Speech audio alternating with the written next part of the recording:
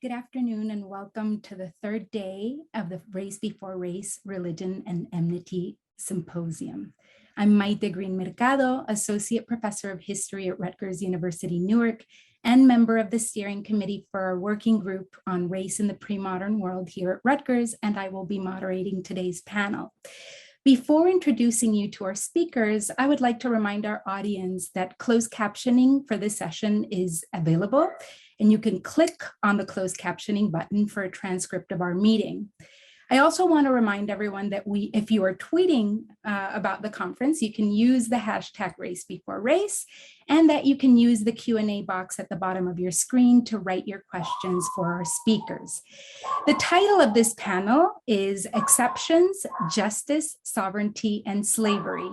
I'm delighted to introduce our three speakers today who will speak in succession. Valerio is Assistant Professor of Spanish at Washington University in St. Louis. Cristi Whiskey is a PhD student in the History Department at UCLA, and Allison Blakely is Professor Emeritus of European and Comparative History at Boston University. You can read their impressive bios in the program. So please, Miguel, you can start your presentation. Thank you.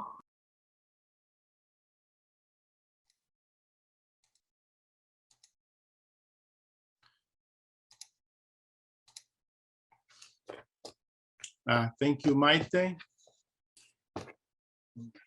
And thank you to everyone who put the conference together and everyone who has worked so hard to bring it about and sponsor it, and everyone who is here today.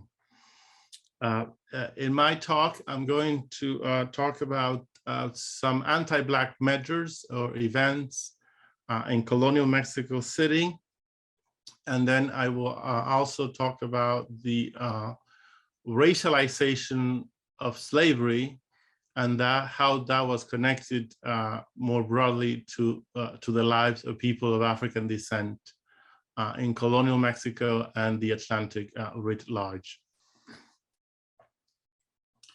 Spanish monarchs require outgoing viceroys to communicate to their successors in writing the state of the viceroyalty they were leaving and any advice they may have for its governance. When it came to New Spain or colonial Mexico Black population, the letter the Spanish nobleman Álvaro Manrique de Zúñiga left his successor Luis de Velasco the Younger in 1590 upon leaving his post read, "In this land there are a great number of dangerous and pernicious free Africans and mulattoes, as your lordship knows. They're only capable of living as vagabonds, robbing and causing violence. Although they owe tribute to His Majesty, the majority avoid it by not registering as I commanded all to do, on the pain of death. I sent an order to the alcaldes mayores and regidores, both regional magistrates, to register the free Africans and mulattoes in their districts. They will also be punished if they absent themselves from the districts where they are registered. This order serves two purposes," continues Viceroy Manrique de Zúñiga. "First, His Majesty collects the tribute that must be paid to him. The other intent, more central to the security and well-being of the country, is to command them to gather together for registration and then to apportion each one among all the mines so they can serve there the miners who will pay them. Others will be appointed into labor gangs subject to an alcalde mayor and not permitted to leave their assigned district or contract without a registered license. This will protect the country from the vagabonds at large and their violence and robberies. The miners will benefit greatly from having these servants to relieve most of the Indians from service. The Africans and mulattoes themselves also benefit by earning a steady wage, making them more dependable. Their sons will be raised in this life and will enjoy and continue it. I did not have the time to carry out this plan, concludes Manrique de Zúñiga. In the government records, your lordship, Luis de Velasco the Younger, will find an order which you can carry out as you see fit. Manrique de Zúñiga's plan is replete with the biopolitics that characterize colonial society. The Viceroy begins by stating the problem: Black freedom, real and imagined. This freedom makes Blacks dangerous and pernicious because all they do is gamble, steal, and wander the land. Moreover, they do not pay their taxes, a serious offense that denoted disregard for royal authority. This problem, Manrique de Zúñiga suggests, is well known. Manrique de Zúñiga makes it clear that this freedom made colonial authority uneasy. Colonial administrators, in fact, saw Black freedom as an existential threat to colonial rule. As Spanish officials have begun doing, and other imperial regimes would imitate, the solution to the problem was population control, limiting Black mobility with the penalty of death for violating orders to stay put.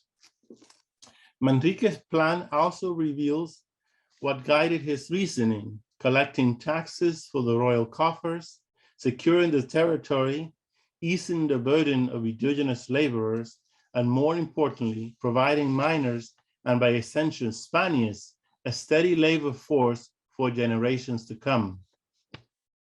As Rachel Sarah O'Toole has analyzed, the rhetoric about protecting the native population by alleviating the labor by shifting it to Blacks was part of a colonial discourse meant to bolster the empire's economic aims.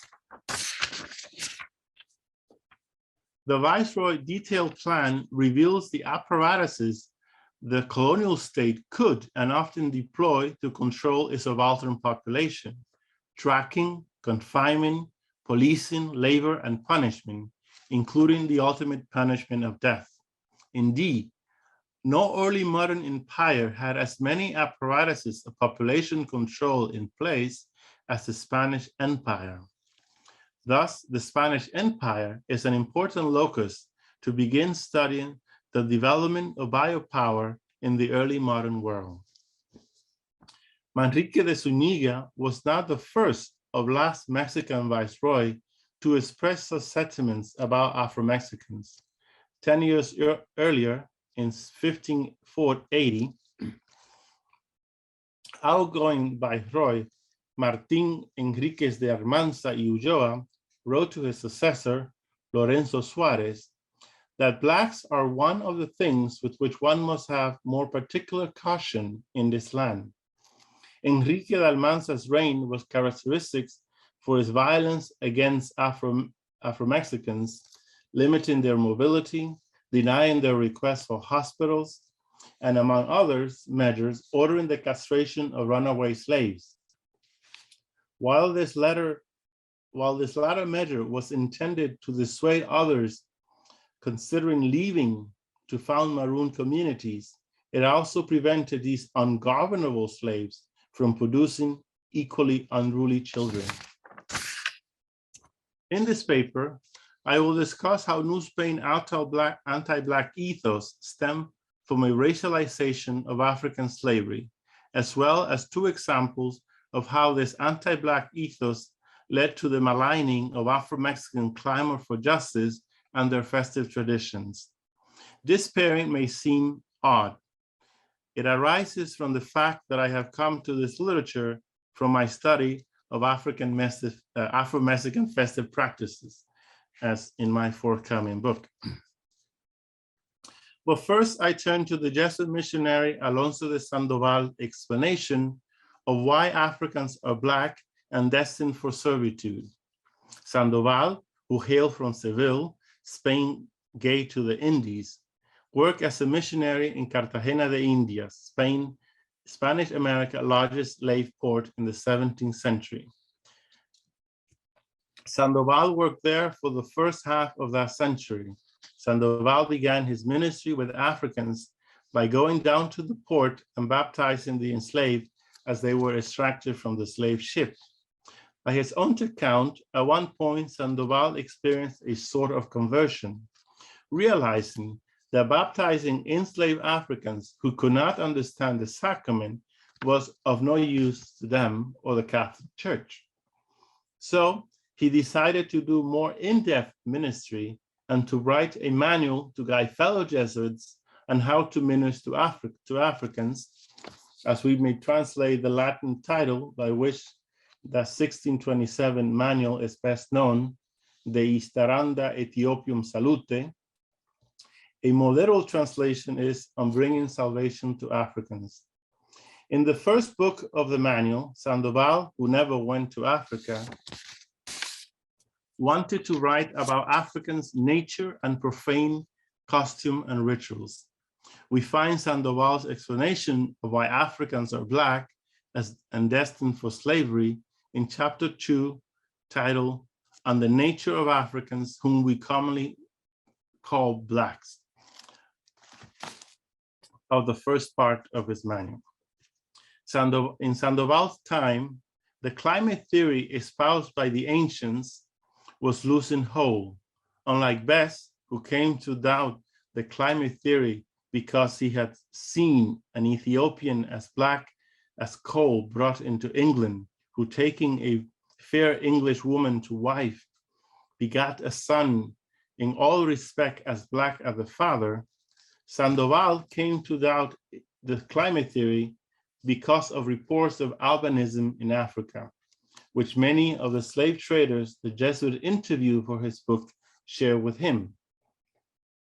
Sandoval did not accept Paret's explanation for albinism, namely that it was caused by the mother's imagination. After considering the ideas of the ancients, Sandoval put forth the following hypothesis.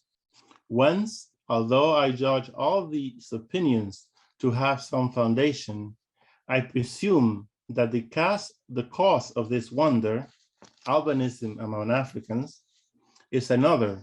For if it were caused by the imagination or the clime, Spaniards living in Africa married with Spanish women would have Black children, and likewise, Blacks living in Spain would have white children, which is not the case. Therefore, and this is his hypothesis, the question he wants to solve, this must be either proceed from God's will or some intrinsic quality in this people. Whereas as a priest, the simple answer for Sandoval would be that albinism among Africans proceeds from God's will. He also wanted a natural biological cause. So he comes up with a solution that combines God and biology. The black skin of Africans, Sandoval concludes, not only came from the curse Noah put on his son Ham, but also as an innate and intrinsic attribute of how God created them, which was extreme heat, so that the sons engendered were left this color, as a sign that they descend from a man who mocked his father to punish his daring. This is supported by Saint Ambrose, who says that Ham means calidus or calor, hot or heat itself. Sandoval, however, was not the first Iberian intellectual to put Blackness in such terms. In his 1603 General History of the East Indies, Antonio San Roman, a fellow Jesuit, expressed the same idea. Africans, contended San Roman, were Black ab intrínseco, that is, intrinsically, biologically. Sandoval most likely had access to San Roman's work either at the Jesuit College in Cartagena or in Seville, where he returned to publish his manual. Here, Sandoval expands on San Roman's assertion. What is unique about Sandoval's theory, however, is the role theology plays in it, While the other articulation of the early modern theory of blackness cited here do not employ Ham's curse, Sandoval conjoins this emerging notion of blackness with theology, so that slavery remains part of the equation. That is noteworthy because in chapter 8 of the Instauranda, Sandoval affirms that at the beginning, the Lord our God did not people the earth with masters and slaves, until as time went on and men grew in malice, they began to tyrannize others' liberty. This in turn is intriguing because while Sandoval does not mention slavery in his theory of blackness, when he takes up the question of whether African slavery is just or unjust in chapter 17 of the Instauranda, Sandoval evades answering the question himself by producing a letter from a fellow Jesuit in Angola. Sandoval had written to the letter's author, Father Luis Brandon, asking whether African slaves were or not justly procured. Father Brandon answers Sandoval that he should have no scruples about African slavery, not only because church authorities have not condemned it, but principally because it is Africans who enslave Africans. Therefore, African slaves are justly procured. Sandoval devotes the rest of the chapter to his own examples that underscore Father Brandon's argument. Thus, African slavery is blame on Africans rather than Europeans. Recalling Sandoval's theory of blackness, then, slavery is seen as part of African mark and punishment for the biblical forbearance transgression. From the perspective of Father Brandon's argument, they have been condemned by God to enslave each other. Crucially for Sandoval, bringing salvation to Africans justifies slavery, and to lose so many souls that are taken from Africa, he posits, for some are not ill-gotten, without knowing which does not seem a great service to God, for so few are ill-gotten, that those that are saved, many and properly enslaved. Sandoval's position underscores, as Thomas Holt has argued, that in early modernity, race worked through religion. The reward of knowing Christ justified African slaving, even if African slaves were not justly procured. After Sandoval, this understanding of blackness and slavery would become commonplace, not only in the Iberian world, but in the Atlantic in general. In his 1649 evangelizing mission to the Congo, for example, the Catalan Dominican José Pellicer y Tovar echo best San Roman and Sandoval's words. The nation is not black because of the sun's extreme heat, as some have thought, asserts Pellicer y Tovar. For, as we have said above, the climate is temperate and the heat very moderate. The blackness proceeds properly from nature and an intrinsic quality. This can be seen by the fact that the children of black parents born in Spain are black. So this whole migration of movement of people prompted by African slavery brings a new logic for justifying African slavery. Understanding African as divinely destined for slavery in New Spain meant that they were conceived as excluded from freedom and sovereignty. Sovereignty here is crucial because many reprisals against Afro-Mexicans began with accusation that they had elected and crowned a royal court as part of a plot to kill all the Spanish men, rape the women, and enslave the indigenous population in the African kingdom they would establish after taking over the land. This began with New Spain's first viceroy, Antonio de Mendoza, who in his 1537 annual report wrote that he has suppressed by hanging the leaders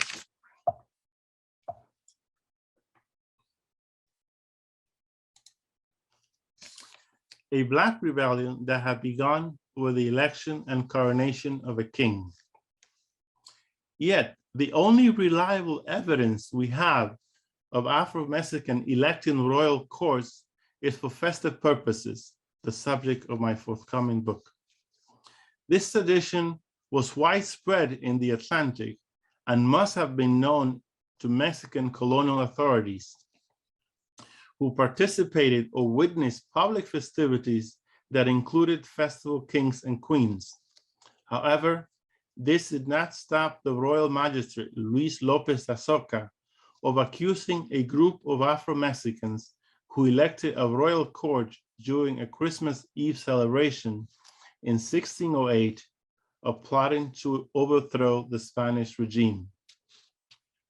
The magistrate had 40 Afro-Mexicans arrested and tortured, but released them after most of Mexico City came to understand that what had transpired among Afro-Mexicans on Christmas Eve was a thing of the Blacks, as the famous chronicler Fray Juan de Torquemada put it. In 1612, after Afro-Mexicans marched en masse, demanding justice for a slave woman who was beaten to death by her owner, Lopez Azoka accused him again of electing and crowning a royal court as part of efforts to kill all the Spanish men, rape the women, and enslave the indigenous population in the kingdom they would establish after taking over the land. This time, because the accusation came from the protests over the woman's death, a fearful city did nothing as 35 Afro-Mexicans were hanged, quartered, and their heads put on display in the city gates, as Ireri exposed yesterday in her paper. For Lopez Azoka, the rebellion had arisen from Afro-Mexicans' demasiada libertad, that is, too many freedoms, which he hoped the execution would stamp out. Lopez Azoka begins his report of the supposed 1612 plot by stating the problem as follows.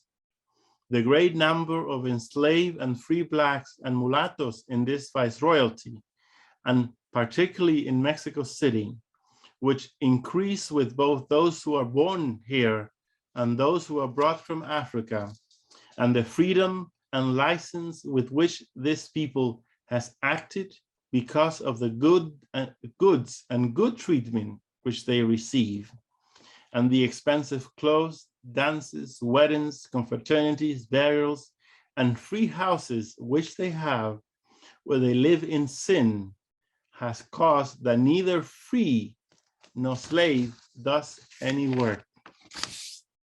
Like Viceroy Manrique de Zúñiga, López Azoka here pairs libertad, freedom, with licencia, license, which the first Spanish dictionary defined as immoderate liberty and faculty for doing or saying whatever one desires.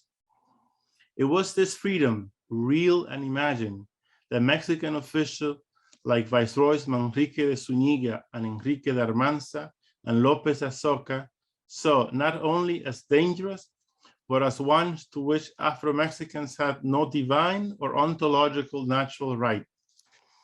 This belief rested on an understanding of Africans' nature as intrinsically, that is, biologically, cursed with blackness and divinely destined for slavery. Thank you very much.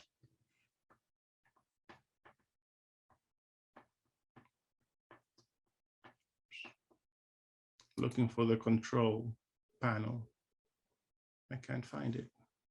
Where did it go? Thank you. Okay.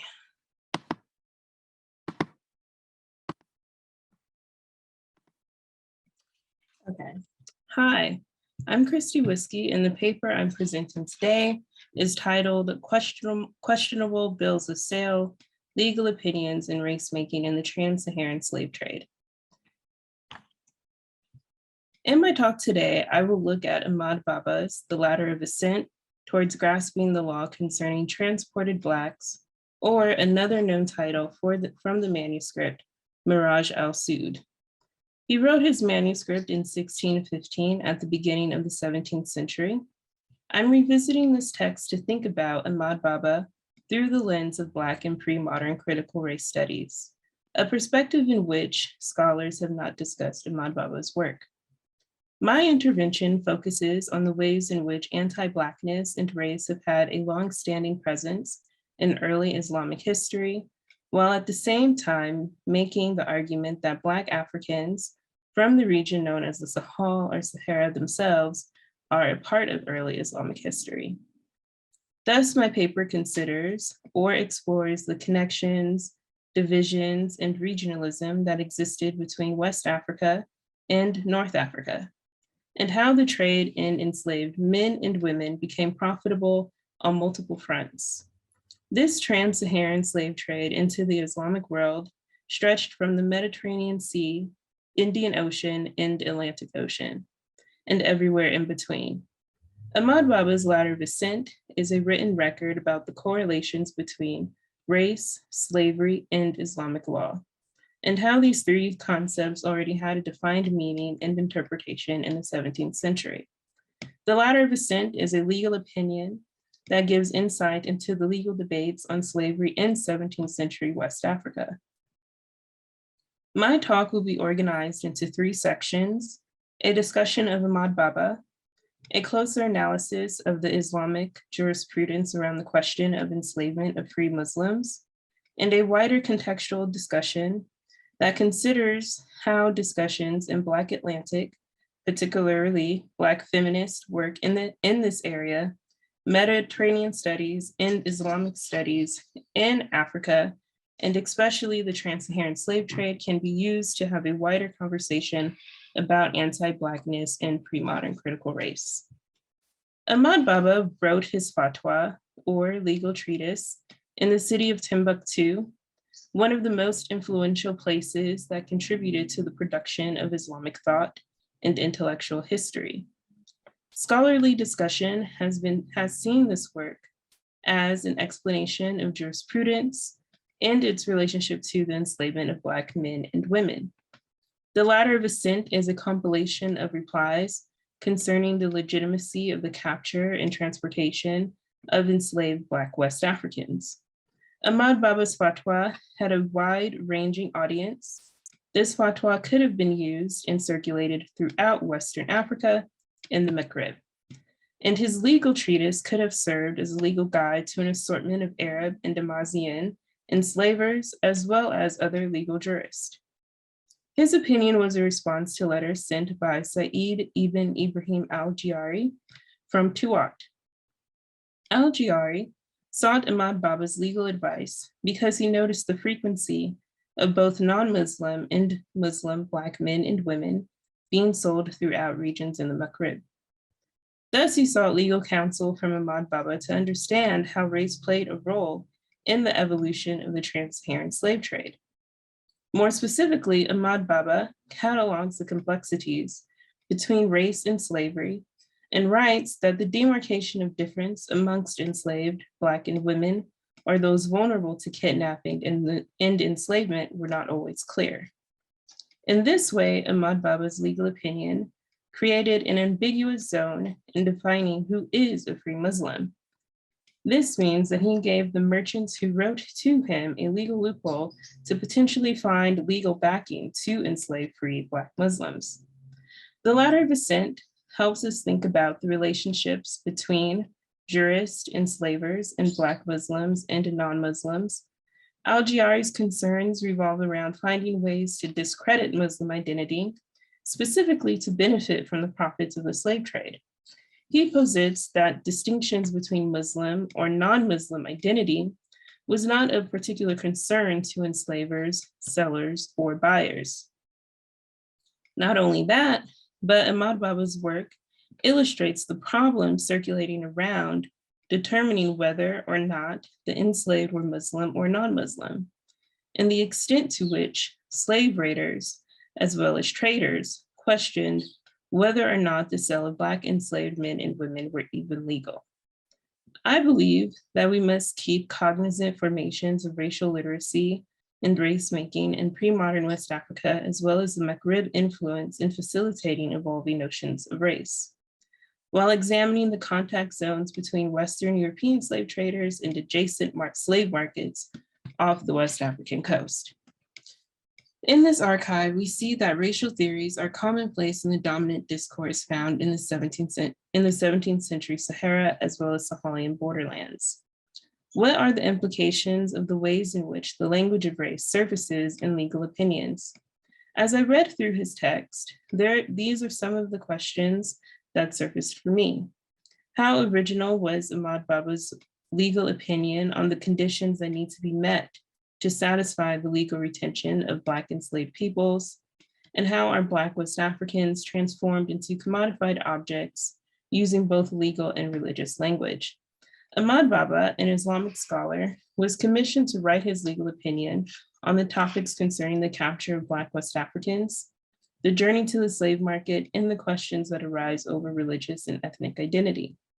His legal opinion, The Ladder of Ascent, gave merchants such as Al-Jiyari insight into understanding the spread of Islam in West Africa, as well as hinting at other popular perceptions of race and religion, and the new dynamics between social histories and legal theories. Scholars such as El Hamal make a case that the topic of law and slavery were already present debates within Islamic doctrine. Thus, at the turn of the 17th century, Ahmad Baba's legal opinion is one of amongst many potential bodies of work that try to articulate the relationship between West Africans and paganism. Paganism is important in his discussion because West African pagans could be legally enslaved within Islamic law. When Al-Jiyari sent a request seeking legal counsel from Ahmad Baba, it was to understand the implications of racial ideologies and its effect on legal doctrine and the legitimacy of enslaving or selling freed Black men and women on the slave market. According to scholars like Ghislaine Leiden, Chichuki El Hamal, and Bruce Hall, there were legal debates that were beginning to emerge within the archive that focused on known practices of enslaving Black Muslims as opposed to non-Muslims. Hamal writes, quote, "The legal queries and replies under discussion are not isolated cases, but rather a consistent body of historical records voicing similar concerns," end quote. These similar concerns revolve around whether Black Muslims could be enslaved. Scholars have seen Ahmad Baba's work in the larger legal archive as a voice of abolition because of his own personal history as someone who was held captive. Ahmad Baba was a member of the Sahaja and Amazian people. He, as a non-Arab Muslim, would have been familiar to different Islamic groups that were racialized within the larger hierarchies of the Islamic world. Ahmad Baba's legal opinion emphasizes that the distinction between Black Muslims and non-Muslims were blurred, even as it was clearly unlawful to enslave other freed Muslims. Al-Jiyari presents a set of questions that seek legal counsel to understand the breaking of Islamic law in connection with the rise in the number of freed Blacks that were transported to the slave market. Al-Jiyari's question centered around the enslaved person's legitimacy and the inability to readily identify a fellow Muslim in the lands of the Sahara. I am using John Hunwick and Fatima Harrod's translation of this text in this talk. Al-Jiyari writes, quote, "Also in the case of him whose land of origin is not known and whose status is unknown, and it is not known whether his enslavement preceded his conversion to Islam or not, is it not permissible to go ahead and buy and sell him without investigation? Or is investigation mandatory? Or is it merely preferable? What is to be done if an investigation is undertaken with inconclusive results? What then is the law? Should the word of the slave be accepted or not? Does this come under the heading of doubt about the impediment? And thus it should be nullified as in the case of doubt in divorce and manumission." This passage from the questions of Al-Jiyari reveals a layered mountain of misconceptions. He begins with his focus on the land of origin, which refers to the Sudan, and Al-Jiyari goes on to mention the politics of status. Status is supposed to be a signifier for religion, whether or not the enslaved captives from the Sudan are Muslim or non-Muslim. He continued to write, quote, "It is not known whether his enslavement preceded his conversion to Islam or not," end quote. In this line, there is a conscious dissonance about how Islam spread in the region. Here, Al-Jari implies that those who were captured voiced that they were Muslim, yet as a result of the misunderstanding the religion in the Sudan, it was presumed that the reason for these declarations to a Muslim identity were seen as a plea to avoid transport to the slave market rather than actual longstanding Muslim identity. From these declarations, Al-Jari reveals the implied process of an investigation into the claims of those who claim to be Muslim, but then he interjects, quote, "or is investigation mandatory or is it merely preferable?" Two keywords, investigation and preferable, are used within proximity to one another, hint that the process of investigation was not a practice that needed to be adhered to, and that the conclusion of these investigations were left up to the merchant. Then he continues to cite two other Muslim jurists, Abu Ishaq Bihiyal and al-Khurafi, who both wrote about the problems of determining the condition of the enslaved, which the use of condition within Al-Jari's questions could lead to some confusion because it may be in reference to a few things, such as the status of an enslaved captive after a jihad, or the doubt about the conditions meant to keep the enslaved man or woman within one's household, or the validity of the sale. Timothy Cleveland argued that Ahmad Baba was aware of these changing social attitudes toward Black people in West Africa, and he argues that Ahmad Baba tried to change these attitudes developed by enslavers of the enslaved, and specifically from the Maghreb. Quote, "But his text went far beyond a mere interpretation of law and practice, and made a specific attempt to change the behavior of North Africans, whom he accused of sometimes purchasing West African slaves on the basis of race rather than according to Islam," end quote. So this sets up an even larger debate about the methods that were considered legalized tactics to create the enslavable other. One avenue would be through the concept of illegal jihad, and another means would be through the identification of the unbeliever or infidel. Scholars use the definition of unbeliever to discuss the concept of illegal jihad. Quote, "that only the unbeliever who has refused the summons to place himself under the governance of Muslims may be enslaved after having been defeated in a lawfully constituted jihad. The condition of a lawfully constituted jihad was that it be conducted by the caliph or his duly appointed regional governor," end quote. So according to Ahmad Baba, all who reside within the realm of the Songhai Empire are Muslim. Thus, they should not be subjected to enslavement. Yet, there remain lands that are unknown. Additionally, he mentions local disputes between peoples. Notably, Ahmad Baba mentions the raids of Muslims onto the lands of those who are non-Muslim. Quote, "close to each of these is a land in which there are unbelievers, whom the Muslim people of these lands make raids on," end quote. Then he moves into a debate concerning land tax. The land tax is supposed to be a form of protection from the possibilities of being captured. Even though he makes clear that the Songhai is a Muslim land, the concept of a jihad creeps into the frame of his narrative. He begins his discussion about the constant disputes between sultans, which leads to unsanctioned raids. Quote, "sometimes the sultans of these lands are in a state of discord, the one with the other, and the sultan of one land attacks the other and takes whatever captives he can, they being Muslims," end quote. From the assortment of passages that Ahmad Baba weaves together within his replies, he acknowledges that both Muslims and non-Muslims were included in those being enslaved. Ahmad Baba responds to this known practice by simply stating that it is lawful to own a non-believer and unlawful to have ownership of a Muslim.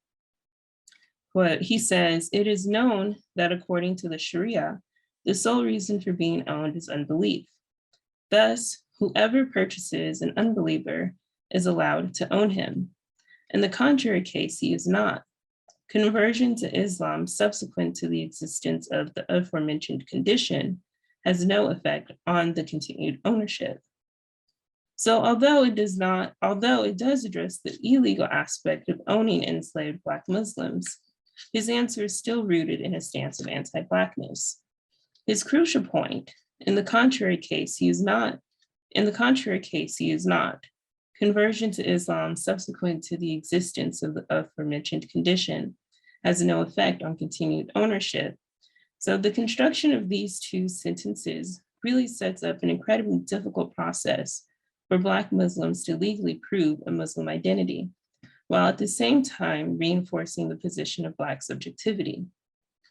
Black subjectivity as pagan subjectivity is continually reinforced because it presumed that Blackness already has a more established relationship to paganism, and conversion to Islam cannot completely happen from this Black subjectivity position.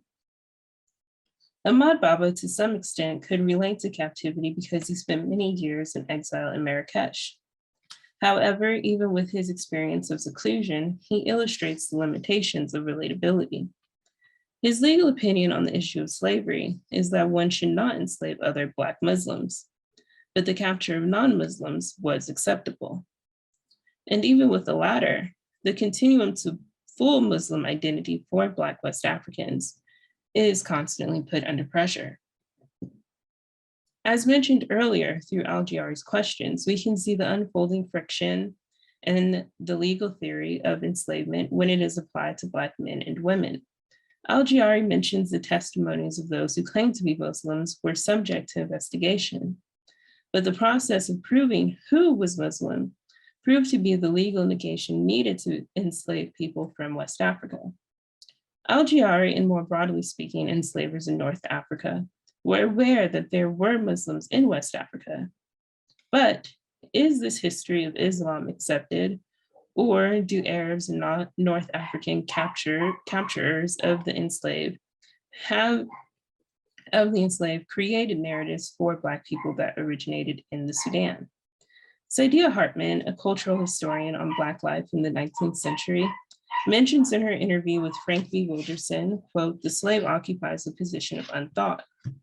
The process of placing narratives on two enslaved West Africans is a form of obliteration, quote, "that every attempt to employ the slave in a narrative ultimately resulted in his or her obliteration," end quote. Thus, earlier I mentioned the concerns that Al-Jiyari expressed over the enslavement of other Black Muslims. But of course, that is a qualifier to say that Al-Jiyari might have been more concerned about the conditions of the cell overlooking the identity of those that were enslaved. Amel writes about how Blackness presented a source of contradiction in Islamic thought and the spread of Islam in West Africa. He explains how the Hamitic curse could be used to justify the legal enslavement of Black Africans, even if it was a contradiction of Islamic law. He writes, "These interpretations of Islamic law dismiss the Hamitic myth and deny any difference between the races with respect to being a Muslim, but admit divisions and enforce or create the identity of the enslavable other, namely the unbeliever or infidel." Thus, Hamal explains this ideology about the concept of unbeliever or infidel, or who is amongst inhabiting these ideas, has a negative impact on Blackness because Blackness is not readily associated with Islam, nor is it readily perceived that the process of conversion was a more holistic process in the Sahara. The curse of Ham is an interesting thing to think about because this is a racialized ideology that does not exist within the Quran. So this points to how those who traded and enslaved peoples were looking for other means to justify slavery within the codification of Islamic law. Ahmad Baba disapproves of this racial theory as something connected to outside influences as a base to consider the enslavement of Black men and women who were Muslim. Ahmad Baba's legal opinion could be seen as a legal treatise that tries to resolve these contradictions between racial discourses, between the Quran and the Sharia. Thus, he tries to emphasize the role of being identified as Muslim. By doing so, his work moves the goalpost of who gets to be seen as fully Muslim or whose Blackness already causes suspicion and question to his, her, their Muslim identity. Ahmad Baba's treatise is working within a rapidly changing landscape about how slavery would be legitimized within Islamic thought. To conclude, I am examining the connections between legal theory and race that went into constructing legal opinions about African groups that were enslaved. And by this paper undertakes the scope of examining how these legal opinions shape structures that allowed for anti-Blackness and structural racism to manifest. In this way, though my talk today focuses on the trans-Saharan archive of slavery, Islamic Africa, and Black West Africa, it should be brought into conversation with the work on race, enslavement, and anti-Blackness that is happening in the Black Atlantic and also in the Mediterranean. However, while this talk does not address the wider archive centered on the connections between legal thought and race, this talk does heavily rely on Ahmad Baba's legal treatise, The Ladder of Ascent, to look at these formations of race-making in the Sahara. The ability to look at a text with a bidirectional lens leads itself to consider how we interpret these texts as it relates to modern African history, as well as the conditions of anti-Blackness throughout the African diaspora, long after the 17th century. The Ladder of Ascent is still a crucial text amongst the archives of slavery, revealing the important ways in which ethnicity and affiliation within ethnic peoples in the Sahara produced its own type of racial hierarchies and anti-Blackness ideologies. Thus, as shown through Ahmad Baba's fatwa, the trans-Saharan slave trade was a complex and racialized institution, and structured anti-Blackness did exist. Ahmad Baba's interpretation of what constitutes lawful enslavement, his legal treatise draws attention to the complexities of the developing racial hierarchy within Islam, distinguishing what groups of West Africans were to be considered Muslim, tethered to racist theories that associated Blackness to positions of enslavement, despite a Muslim identity. Thank you.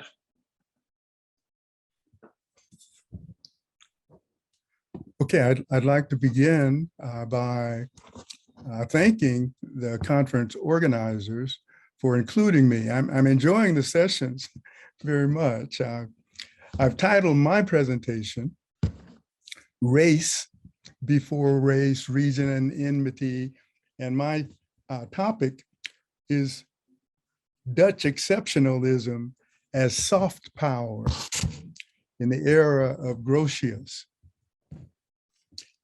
The Netherlands is particularly interesting with respect to the nexus between enmity, just falling off the cliff, between enmity, region, and race in the early modern period.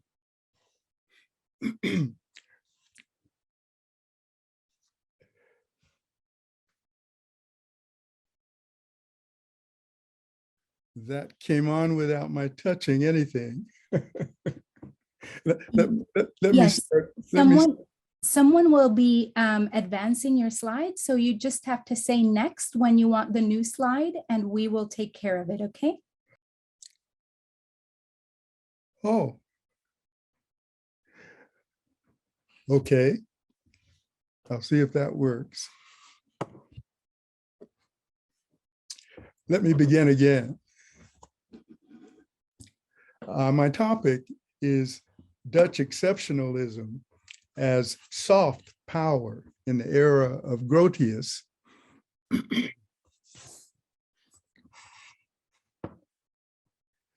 Netherlands is particularly interesting with respect to the nexus between enmity, region, and race in the early modern period in Europe, given its high level of achievement amid the turbulent state and empire building in progress, in which its small size, recent founding, and limited resources should have placed it at a disadvantage compared to its other rivals of that period, France, England, Spain, and Portugal. My presentation will probe the hypothesis that its strategy represented a form of what in today's parlance is sometimes referred to as soft power. In this case, guided by a conscious sense of a benevolent exceptionalism that was further bolstered by some of the philosophical, religious, and juridical ideas of Hugo Grotius.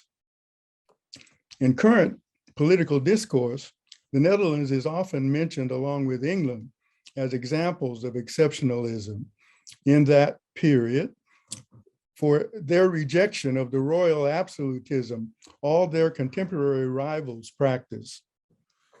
Dutch society has also achieved a singular reputation in modern European history for pluralism and tolerance, for serving at times as a place of refuge from religious, racial, and other forms of persecution. However, while they were averse to absolutism, the Dutch did engage in colonial imperialism and practiced slavery in their colonies, thus exploiting other lands and so-called races to promote their own prosperity. My necessarily brief commentary here will focus on Dutch attitudes on war, religion, and slavery within the framework of our conference theme, Enmity, Region, and Race. Here is an excerpt from the 17th century Dutch cleric, Adam Westerman's Guide to Seamen, that I find expresses the sense of exceptionalism I'm referring to very well.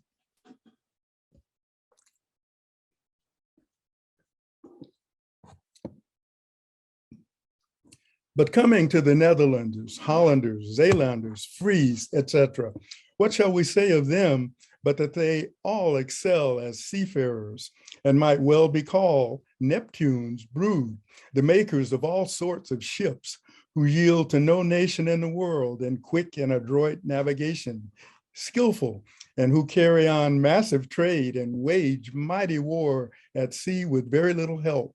And through the Most High's blessing, their domain has become like a map of the whole earth, a land swarming with all kinds of peoples, a land of milk and honey, a land which is devoted to God, an island encircled by water as with arms, so full of convenient harbors, ports, and roads that one might well say, if I would seek a paradise on earth, I would go nowhere but the Netherlands. If I wanted to garner wisdom and wealth, I have a Solomon in the Netherlands. And where all other lands like Egypt, Libya, Persia, Ethiopia, etc., are heavily plagued by savage animals, crocodiles, lions, bears, leopards, tigers, wolves, etc. Our land is free of these. Also in our country, it is not too hot, like in Guinea and Sao Tome, nor too cold, like in Novaya Zemlya or Spitsbergen. Where is there a province so blessed, so prosperous? Simon Schama, in his insightful study of Dutch culture, The Embarrassment of Riches, points out that there was a lively polemic within English, with English writers at the height of the rivalry between those two lands, countering this sort of romantic portrayal. One indignant retort was the mid-17th century poem by Andrew Marvell, The Character of Holland, whose tone is clear in the following brief excerpt.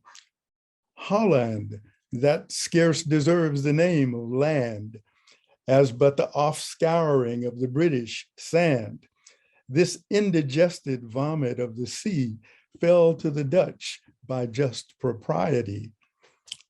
Grotius, Hugo de Groot, who lived from 1583 to 1645, was a Dutch humanist and jurist whose philosophy of natural law had a major impact on the development of 17th century political thought and on the moral theories of the Enlightenment. He was a sort of tribune for what I'm terming soft power. Given the way his ideas interwove religion and the secular, urging some degree of freedom of religion. He was also a premier promoter of international law in the history of Western civilization, and at the same time, a major supporter of the Dutch East India and West India trading companies. Grotius especially admired the thought of his Dutch intellectual forebear, Desiderius Erasmus, who lived from 1466 to 1536, and other Christian humanists who believed that the ethical dimensions of the faith were more important than the dogma. He was also famous for his attempt to distinguish between just and unjust wars and preferred avoidance of military force entirely if possible. In this, he was in close agreement with Erasmus, who in his book titled Against War, published around 1515, he begins with the proverb, dulce bellum in expertis. War is sweet for those who have not experienced it. And much of the same sentiment is in his earlier biting satire In Praise of Folly, which pointed out physical and mental characteristics that show man unsuitable for war and favor his avoiding that form of self-destruction. In comparing human attributes to those nature has given lions, elephants, bulls, crocodiles, porcupines, etc., he states, man alone she has brought forth naked, weak, without any armor, with most soft flesh and smooth skin. He then details the horrors of war in graphic terms, focusing on the categories of human carnage and suffering. Erasmus reasons that God, through nature, created humankind in his own image, and they should therefore show their gratitude by acting as caretakers of all living things. It must be noted, however, that regarding both war and freedom of the seas, another principle that Grotius promoted, he appeared to turn a blind eye to the Dutch following these principles very selectively in their own imperial ventures. Nevertheless, at least in theory, an argument could be made that in competition with rivals, the Dutch were guided by an attitude of make money and just laws and not war. It is important to add here that from its beginnings, the Netherlands had no hereditary nobility, leaving the merchant middle class as its guiding political and economic force. At the same time, although influential during Grotius's time, his ideas on both religion and law remained so controversial, even in the Netherlands. Let's not speed ahead on the visuals yet. Even in the Netherlands, he had to spend roughly the last quarter of his life in exile to avoid imprisonment because of them. But the strength of the influence of his ideas there can be seen in the policies that in the 16th and 17th centuries allowed over 200,000 Flemings and French Huguenots and several thousand Jews from Spain and Portugal, all fleeing religious persecution, to settle there and in Dutch colonies. The influence of this Dutch way of thinking can be seen beyond the Netherlands in the terms of the historic Peace of Westphalia of 1648, an agreement that embodied two separate treaties signed that year in January and October that ended the 30 Years' War and 80 Years' War, respectively, and created the framework for modern international relations. This was one of the first attempts at codifying an international set of laws while advancing the concepts of state sovereignty, mediation between nations, and diplomacy as guiding principles. It also encouraged religious toleration from a political perspective. The 80 Years' War was the Netherlands' struggle for independence from Spain. The 30 Years' War was the one the terms of the Peace of Westphalia addressed in greatest detail because of its level of devastation, displacing thousands of Europeans and killing around 3 to 4 million Germans alone. In an age when monarchy and state religions were the norm, this war was mainly a fierce struggle over whether various European states would be Catholic or Protestant, and the degree of power the Holy Roman Emperor and the Pope would have over them. Only after the empire had sacrificed about a third of its population did leaders begin to compromise.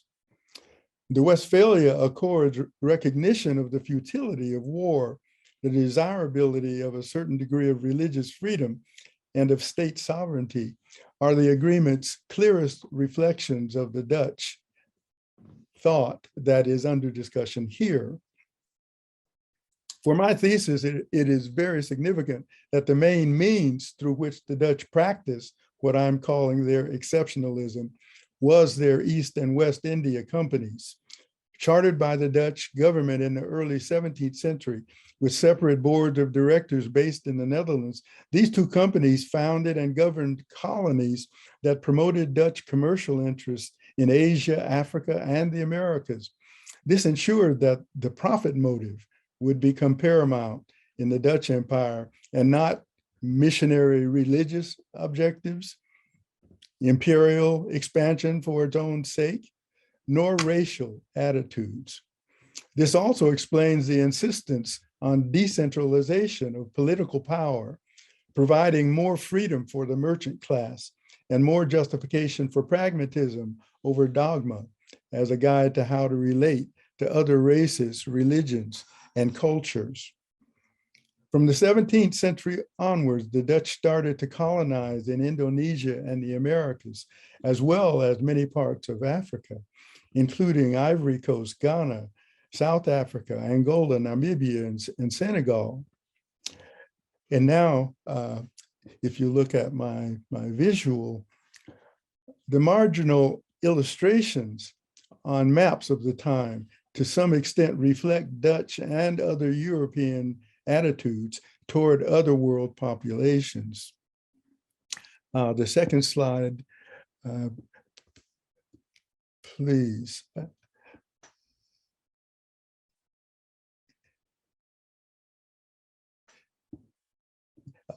Here again, I'm only wanting you to look at the marginal illustrations as just examples.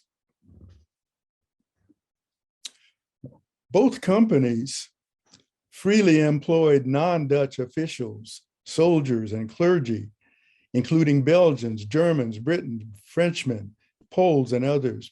Perhaps half the East India Trading Company army was composed of Germans, Frenchmen, Scots, Englishmen, Danes, Flemings, and Walloons. And the societies which evolved in Dutch colonies in both the East and West Indies were characteristically multinational, multiracial, multi-religious. Some Spanish and Portuguese Jewish refugees that had first found shelter in the Netherlands became part of the planter and commercial elite in the Dutch northern Brazil and Suriname colonies. Native populations of the different regions were at times allies of the Dutch, as well as at times oppressed subjects. It was only the Cape Colonies, it was into the Cape Colonies society that the East India Company would, in the mid-17th century, first import a sizable number of slaves when the native population of the Cape proved an unreliable source of slave labor. These enslaved people were brought mainly from the Dutch East Indies, East Africa, and Madagascar, because conflicts with the West India Company prevented the East India Company from drawing them from the region of the world assigned to that company.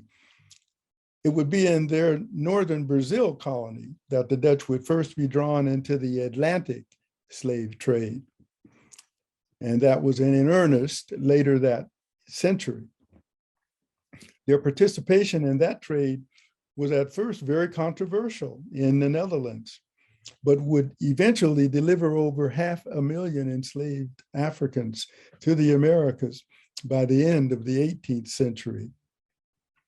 I would submit here that in both cases, entry into the slave trading was a matter of commercial expediency and not based on pre-existing animosity against or feelings of superiority over those that they enslaved. This is not to deny that there were feelings of qualitative difference between the various cultures.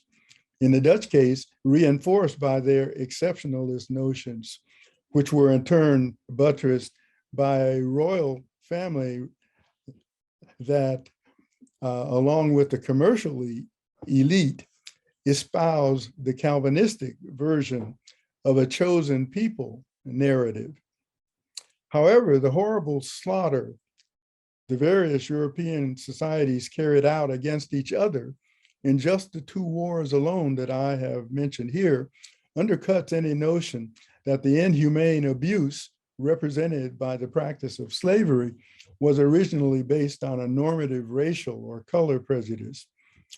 A reminder that the practice of slavery within Europe that continued well into the medieval period included the enslavement of Europeans is the word slave itself, that derives from the fact that Eastern Europe was the main source of slaves until the expanding Muslim empires limited access through the Mediterranean Sea. I would argue that the wider developments during the 16th and 17th centuries I'm discussing lend support to the position now asserted by many scholars that the concept of race and racist thought simply became the main way to justify the type of subordination of some groups to others for purposes of arbitrary control and exploitation for various purposes. Lest Black African cultures be cast here as helpless victims in this, it is also important to note that slavery was already practiced widely in Black Africa, and that Muslim Arab traders had carried away millions of East Africans over several centuries before the Europeans engaged the internal market on the continent itself from its western seaboard, and then developed a different, peculiarly inhumane form of chattel slavery in the Americas. A closer look at their North American colony, the Dutch called New Netherland, provides further examples of the dominant role of expediency. You see in this depiction, the Dutch place naming practices that I've already alluded to reveal that, like the other European colonial powers, they routinely literally projected their own image onto explored and colonized areas. If we could have a second slide, this shows you what the Dutch named Australia soon after they were the first to chart it. And just to the south is New Zealand. And if you look at the map of the Netherlands, the province of Holland has to its south a province of Zeeland. Some early maps show the region of New Netherland designated as New Belgium. In the course of its existence as a Dutch colony, beginning in 1614, New Netherland would be periodically at war with bordering New England and New Sweden, as well as local Indians, before finally falling to the English in 1667. As much as half of the population of New Netherland may have been non-Dutch, that is German, Norwegian, Swedish, Finnish, French, Danish, British. In the mid-17th century, some 18 languages were spoken in this colony. It's estimated that from 15 to 20% of the population of New Netherlands was of enslaved people by the mid-17th century. Enslaved labor, mainly that owned by the West India Company, carried out much of the construction in New Amsterdam. While it appears that at first slavery in New Netherlands was somewhat milder than in other European American colonies, as Dutch slave owners gained more control of their surroundings, their practices in New Netherlands became very similar to those common throughout the Americas. It should also be noted that some of the enslaved labor in this Dutch colony were American Indians and even a few whites.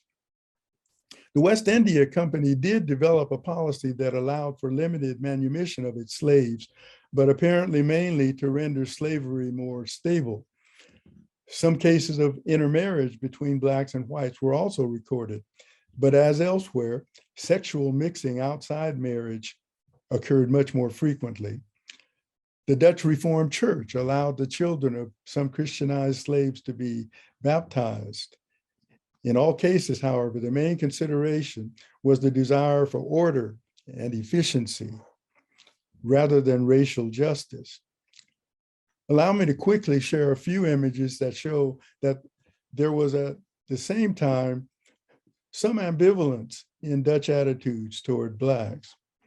This first slide can serve as a symbolic representation of, in art, of how the Dutch viewed the role of slaves in building their prosperity.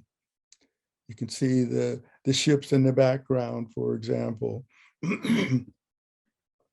The other slides that I'm going to flip by very quickly show that you, in both secular and religious themes, and even in folklore, Blacks sometimes appeared in a very positive light. These themes, the baptism of the Ethiopian eunuch, and the earlier one you saw was a detail from the adoration of the Magi. And then a final slide is from Dutch folklore. You may be familiar with the Dutch Santa Claus tradition, which included a figure called Zwarte Piet, or Black Peter, who was St. Nicholas's aide. If we can have that slide. Oh, I forgot about that one. That was Moses and his Ethiopian wife, Zipporah. Yeah, you'll find that in the Bible. And then the next one. This is a celebration at the very beginning of the 18th century of the Santa Claus feast. And just under the neck of the horse, if you look with a microscope, you can see a figure who's leading the horse, which I contend is, in that instance, Zwarte Piet. In the foreground, on the very left, is a young Black boy. It's part of the stage performance. The main point I'd make here is that for the Netherlands, the concepts surrounding class and race were shaped mainly by economic considerations. A good illustration of Dutch pragmatism regarding territorial rivalries was their ceding of New Netherland to England in exchange for Suriname under the 1667 Treaty of Breda, as one of several measures both countries took to end intermittent warfare between them over control of both regions. Together with pragmatism, the most striking overall characteristic of the Netherlands is its modernity, reflecting, at least among the ruling elite, a high degree of receptivity for the new regarding the roles of peoples and things. The industriousness and peripatetic economic ventures of the Dutch exposed them to at least as wide a variety of new experiences as any other nation in the world. This was further reinforced by a necessarily high percentage of foreigners of various nationalities and races in their navy and land armies, due to the fact that the population of the Netherlands was at most about 1/5 that of England for just one example. Clearly, the Dutch could not afford the casualties inherent in warfare. What I'm terming soft power was in effect the most plausible option for survival and prosperity for the Netherlands.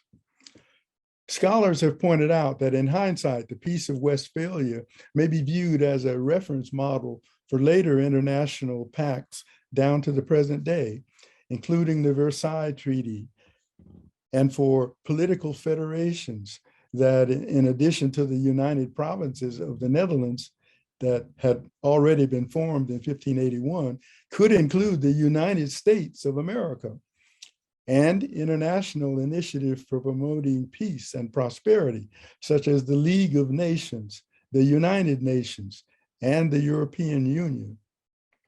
However, despite its demonstration of the possibility of achieving the concurrence of an unprecedented number of states in such a wide-ranging agreement, the limited long-term results of the Peace of Westphalia, as well as these other initiatives, is also a sobering reminder of how problematical and fleeting any lasting effects of all such initiatives can be.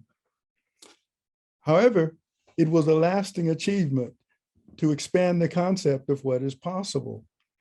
For my topic here, it is also noteworthy that the Netherlands today is a world leader for headquarters of the major international organizations devoted to peace, justice, and security. Thank you for your patience.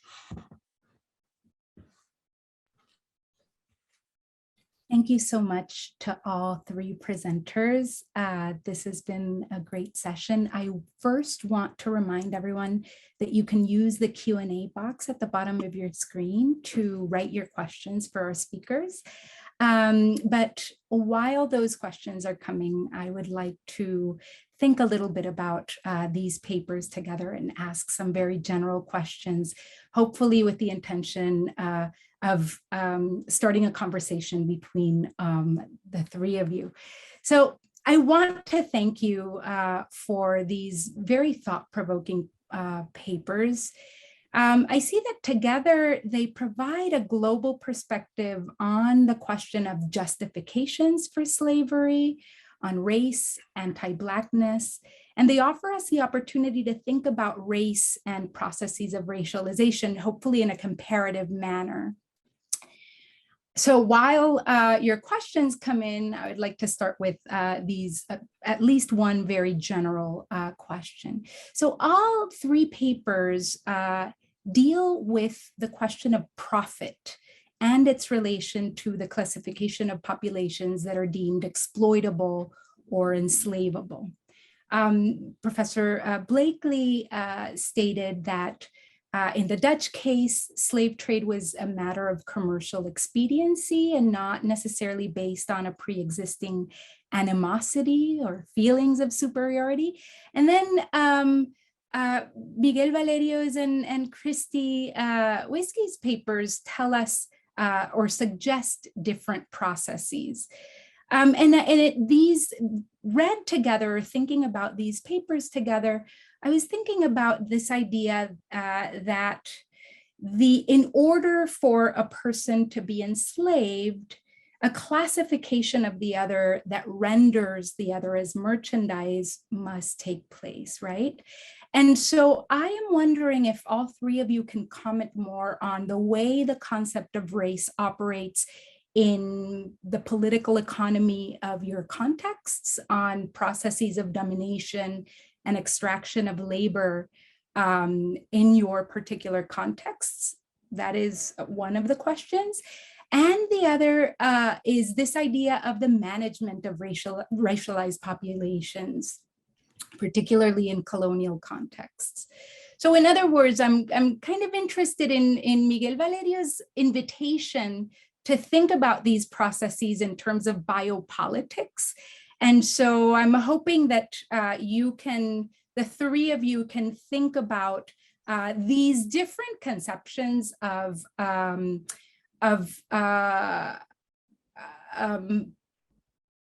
domination extraction that render, at least in the way that I'm understanding Professor Blakely's and Valerio's and Whiskey's papers, kind of different.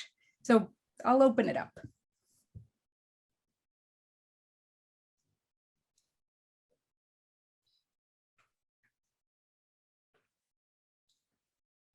So I'll go first. So the as I said, I think the Spanish Empire, because it was one of the first, was a pioneer in establishing a racial category and making the transition, which if medievalists were here, like Gerald Dehaene were here, right? Making the transition from medieval conceptions of race into broader conception of race and attaching to it profit, labor, and freedom, right? And freedom as unfreedom, right? As we saw with slavery, and the same thing happening with indigenous people before that, right? Are they human? Okay, are they human? Should they be free? So it is a place where I think the model is being set that would be followed throughout the Atlantic, I think. And I mean, this has been, many people have made the argument that the Spanish Empire set the model for these hierarchies.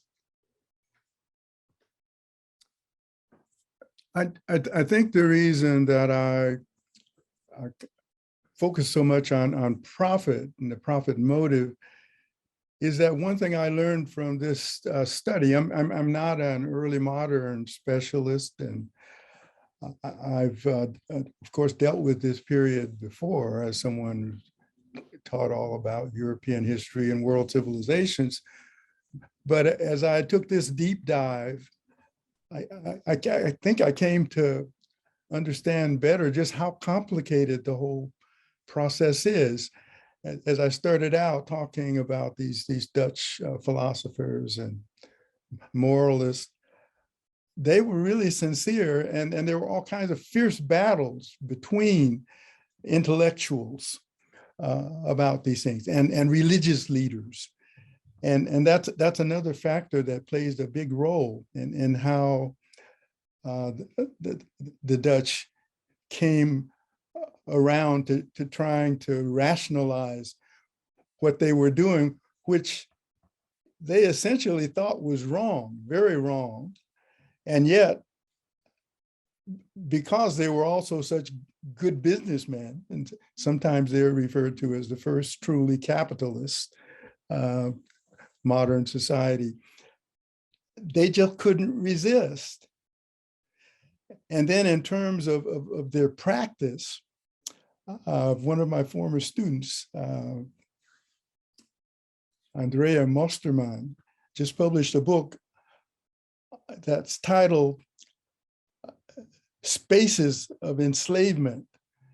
And it's about New Netherlands. It's just a pure coincidence that I was going to be talking about it. New Netherlands today. She had a book launch this morning. And it emphasizes conclusions I'd already arrived at in my own look at this. The Dutch on the surface, in some cases, seemed to be more humane in terms of how they were relating to the enslaved people. But she emphasizes in her book that this was only temporary. It took them a certain amount of time to gain control of the spaces.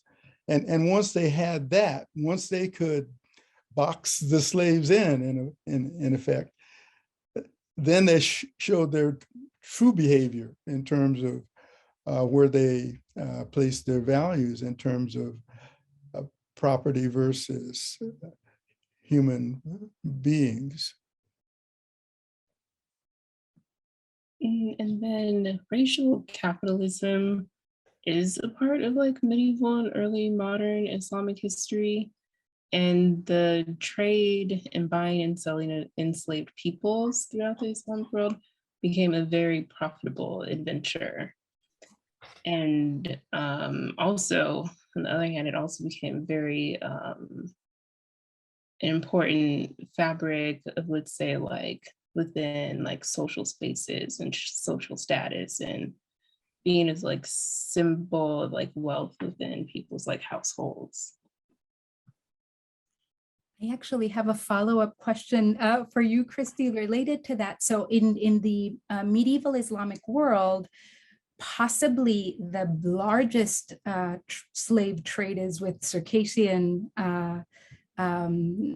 slaves. And so I'm just very curious about this question of the argument that you're making about the racialization process and the anti-blackness of the practice of slavery in West Africa. If you can elaborate a little bit more about that, that would be. So the way that I'm thinking about the ways in which anti-blackness is formed in the medieval Islamic world is like kind of, I mean, the formation of like skin color is like one aspect of that, but I'm also like trying to think about all of the ways in which skin color wasn't the only way in which how racial ideologies are formed amongst like different regional powers and communities of people. And an important way, or another way in which that happens, in which Geraldine Hay mentions in her book, like the creation of like a religious race, but not even only that, how are people being defined or looked at within, I guess, legal codes and so on and so forth. Great. So we have a question in the Q&A box for Miguel. It's from Christine Johnson. She says, thank you so much for, for such a wide-ranging talk. I particularly appreciated the linking of Black freedom with license and the legal possibilities that created for colonial authorities. Discussions of Black freedom and sovereignty were taking place in an Atlantic world with many African kings, with whom Iberians, such as the missionary to the Congo, were entirely familiar. Did the presence of Black freedom and sovereignty in Africa affect the discussions and actions of those Black and Spanish in colonial Mexico? Hi, Christine. Thank you for the question. And since I saw it a while ago, I had time to think about it. My instinctual and simple answer is no. And the logic is that if you have seen Herman Bennett's new book, African Kings, Black Slaves, I think it's called, African Kings, Black Slaves. And it's precisely, that book is about these relations, right? These interaction between European powers and conversations about freedom and slavery and what's going on, what is being negotiated there. But those are mostly happening with the Portuguese power. So if your question did it have an effect on questions of freedom and slavery in Lisbon or Brazil? Yes, because there was so much contact going back and forth between this triangle, if you will, Central Africa, Portugal, and Brazil. In the case of Mexico, the Portuguese were the main slave providers, and most of the Africans who came to Mexico as slaves came from Central Africa, and then those born in Mexico had that heritage. But this, for one, the Mexican authorities are not part of this exchange, and the Spanish Empire, to a certain extent, is not a big part of this exchange. That includes Rome and in Portugal, but to a lesser extent, the Spanish Empire. Great. I want to remind everyone to use the Q&A box to ask questions. They also have another question. It's very broad again, and many of your papers touched upon this, but I wanted to see if you could elaborate a little bit more. So all three papers invite us to consider this imbrication of religion and race. And I was very interested in Holtz's quote that Miguel, you brought as, quote, early modern race worked through religion. And I'm wondering if you could, all three of you in your comments, in your contexts, comment on this. I was reminded, for example, of the ways in which legal regimes, Christian and Muslim, manage, for example, the status of slaves upon conversion. And I was hoping if that you would talk about this, hopefully, so we can start a conversation between all three contexts. Well, one thing I would point out is that sometimes the Dutch and some other Europeans found a way to justify slavery as a valuable route to salvation that those who were enslaved would not have had they not been so fortunate as to fall under the control of Christians. And that's always been an argument that I found rather interesting. In fact, it was something that was very controversial and inconsistent. One famous Black Dutch actor in the well, actually the 18th century was a predicant, a preacher, a priest in the Dutch Reformed Church. And he actually had written a thesis at the University of Leiden justifying slavery himself on that. And then he was sent off and stationed in what was actually his homeland, West Africa, and there wanted to try to Christianize some of the local Africans, but he was prevented by the Dutch from even having a school for them, and he was prevented from marrying an African woman. They sent him a Dutch girl to make it proper. And then there was a very, there are biographies of him now. His name was Kapitein, the Dutch spelling, captain, named after a ship captain. And he died very tragically, left his Dutch widow totally impoverished because he had taken to bad lifestyle and so on. And the Dutch congregation that he was supposed to serve there, this was in the Gold Coast, they were all so un-Christian that he didn't really have much of a mission there. So it gets very complicated if you look at the details of how their theory played out. And then, of course, a lot of people took that as a good occasion to say, well, you see what happens when you put a Black man into a respectable position like that.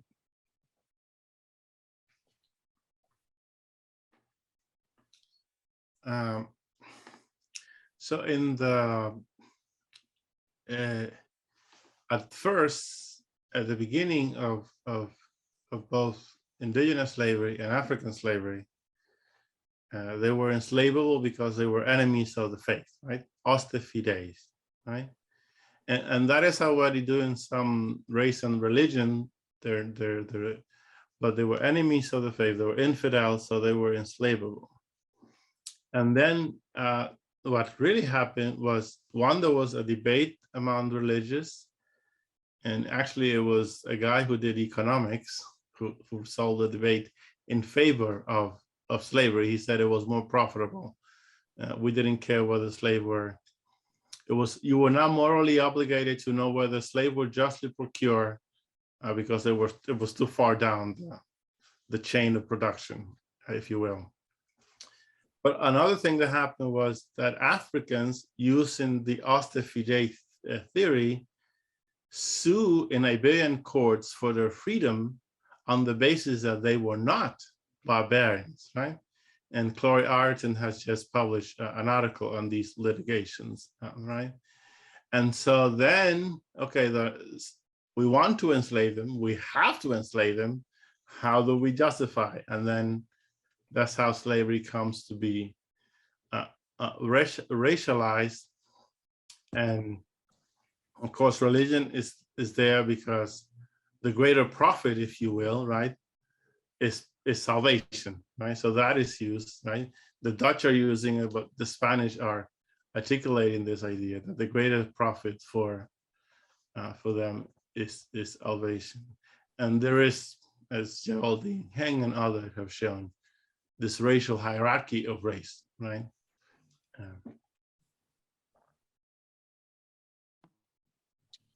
Yeah, so in Ahmad Baba's work, we see that the claim to Muslim identity as a Black man and woman doesn't stop the conversion process, doesn't stop the racialization process. And on the other hand, freed Black Muslims who gave testimonials that they were Muslim were always met with suspicion, and their claims to a Muslim identity weren't seen as like legitimate. Yeah. I was very interested in your presentation, Cristi, in this idea of conversion, because in the Mediterranean context, which is the context that I'm more familiar with, of course, conversion to Islam doesn't mean automatic manumission, but there is the understanding that eventually the person will become free. And so there is in that context of a Christian converting to Islam, that such understanding. In the cases that you're looking at, that doesn't exist. Thank you for the question. Actually, I haven't thought about the process of manumission in Ahmad Baba's work, because he does mention that, but the main point, or one of the main points that he's trying to make, is that it is unlawful to own a freed Black Muslim in the first place. So that kind of makes the process of manumission a bit of a loop, because if you're already a Muslim, but you find yourself in the slave market, then technically that becomes even further complicated. I have another question. I'm sorry, I'm dominating the questions. Please, to the audience. Oh, actually, there is a question here from the audience for Miguel. You mentioned earlier that Rome did not play a big part in the triangulation between Central Africa, Brazil, and Lisbon. Could you discuss further Rome's role in the slave trade? Yeah, what I had said was that Rome was part of the triangulation. Well, of course, the obvious role is that the popes were the first to allow African slavery, right? But in the specific scenario about this interaction between African sovereign and European sovereign, the way that Rome is involved is that there were a lot of embassies from the Congo to Rome, whereby these Congolese rulers were seeking to, one, interact directly with the Pope, bypass European powers to some extent, and gain some legitimacy for whatever their agendas were at home. And of course, Rome and the city of Rome and the papal establishment, of course, was a beneficiary of the trade. And I, of course, don't know to what extent they were directly involved in the trade, but they were a beneficiary of the trade in many ways. I think that's a whole library there. I hope this little bit helps. So I'll jump in with my question for you, Miguel. And I kind of want to go back to a question that I asked yesterday in yesterday's panel. And it's sort of this Iberian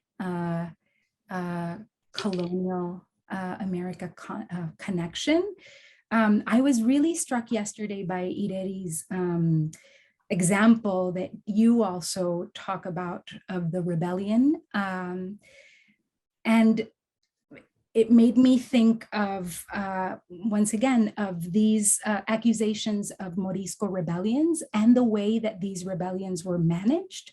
So in the Iberian case and related to Moriscos, it was the inquisitorial authorities, the ones that were in charge of surveilling and of containing these rebellions. And in the case that you bring today, it seems to be the secular royal authorities. Can you comment on this? It's a very particular question, but it really interested me. Right. So, with the Moriscos or the Conversos, right, in the Iberian Peninsula, it would have been a problem, an issue of religion, right? It could have been seen. But as you may very well know, the Inquisition in the Americas had both secular and religious power. They tried people for secular reasons. And in Iberia as well. Okay, yeah, thank you. They tried people for secular reason.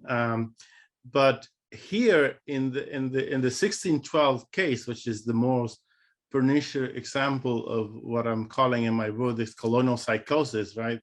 That possesses this fear that possesses colonial authority, this constant fear of black rebellion that never materialize because they're not there. In this case is the audiencia, right? Which is the royal court. And in 1612, there was no viceroy. It was the viceroy had left. He had been appointed a president of the Council of the Indies. And there was, whenever there is a change of viceroy, there's a gap if the appointments are not scheduled properly, so that one leaves in the same boat that the other ones arrive. But in this case, there was like an 8-month gap, and the audiencia was in charge. And this judge Lopez Azoka, who was very solid anti-black, a very solid racist, if you want to call them. In the 1609 letter, he goes on about how he is, I have been serving this court for 34 years and I have never been rewarded, and I'm close to retirement. You can picture him as this bitter old guy who's angry about everything, and especially blacks, the way he goes on about their freedoms, right? In Mexico, and because I have done more research in Mexico in terms of the Inquisition, when it came to black, it was when people were denounced for breaking religious law. And there is a case of confraternities that I discussed in my conclusion, that it was these confraternities were getting together and they were having fiestas, right? And somebody told her confessor, then a bunch of people were gathered as fast as the Inquisition managed to gather people. And yeah, but as far as I know, in this rebellion, the Inquisition didn't intervene. That's interesting. Thank you. So there's a question from Dorothy Kim. how does Gloria Wecker's white innocence fit into your discussion of the Dutch particularity in relation to how she describes the whitewashing of the violent Dutch Empire and its history in slave trade?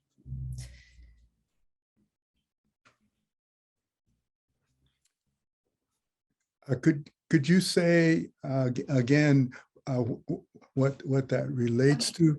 Gloria Wecker's white innocence, how Oh. does it fit into your discussion of the Dutch, particularly in relation to how she describes the whitewashing of the violent Dutch Empire and its history of slave trade?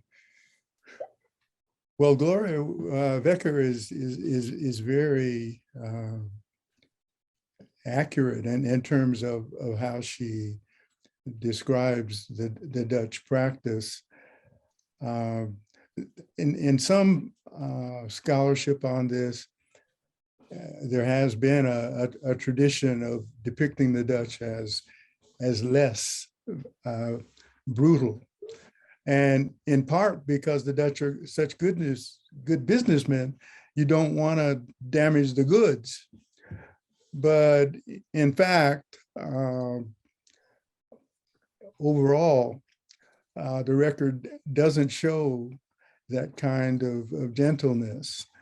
It's something that there can be sources found that do depict the Dutch as, let's say, more humane in a sense, but I think the overwhelming evidence is in keeping with Gloria Wecker's interpretation. I'll read one more comment that Dorothy Kim made, just because I didn't see it when I was asking the question. So she says, just to make my question clearer, why should we give the Dutch any kind of white exceptionalism, which they have done post 1945, considering their multiple century violent global participation in the slave trade and vicious white supremacist empire? Well, in my use of exceptional, I don't mean to say that they were. I talk about the exceptionalism as a launching pad for a discussion of the ways in which one might think of them as exceptional. But I try to point out in my presentation today that those various categories that I dealt with doesn't show them as actually being an exception to what's generally thought of as the rule. So I was using it as a kind of a provocative title, but I don't mean to say that the Dutch deserve any special consideration for their behavior. We have a few minutes left, and there's one more question from Miles Webley. In understanding Black mobility or navigation within the Sahara and or the Maghreb, how were Black Africans further resisting ideas of racial slavery with other Islamic societies?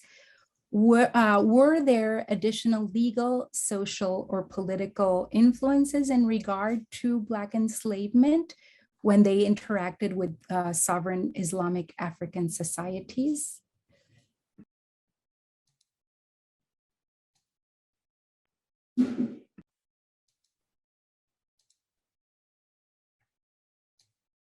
So if you want to read it again, Cristi, it's in the chat box.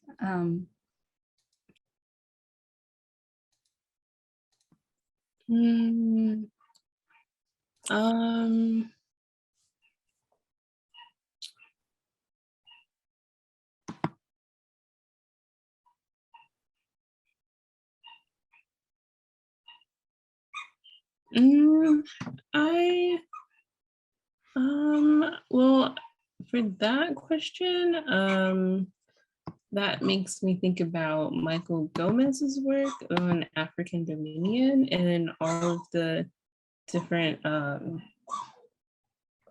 regional powers that come into play, but Black mobility,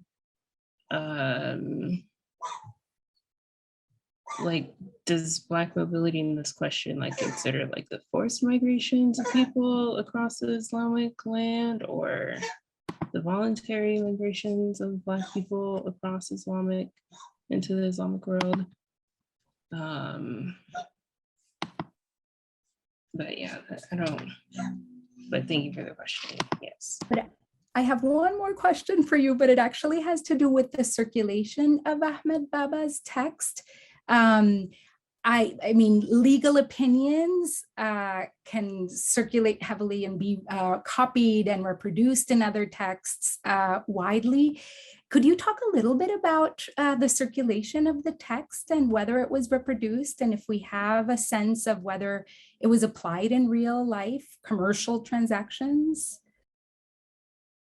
That's actually an aspect of this project that I'm working on now and tracing the reception history of Ahmad Baba's work. Great, that's exciting, thank you. So I just make a little comment to Cristi, yes, that, and they have kind of to do with your question, that while the legal opinion may have not circulated as much, the text that her author was refusing, this justification for slavery by making Africans destined, right, the curse of Ham, which comes into Judaism, into Islam from Judaism, right, circulated more widely. And this is as Iberians engage in the trans-Saharan trade with a Muslim trader, as you know very well, Mayte, they adopted this racialization, this justification for slavery, so that, you know, if we go back to religion, it was always there. Great. Well, thank you for chiming in, and I want to thank once again our three speakers for these very thought-provoking papers, and I want to thank the audience for being with us today. And we hope to see you tomorrow, both in the roundtable and in the last session. Thank you, everyone. Thank you. Bye-bye.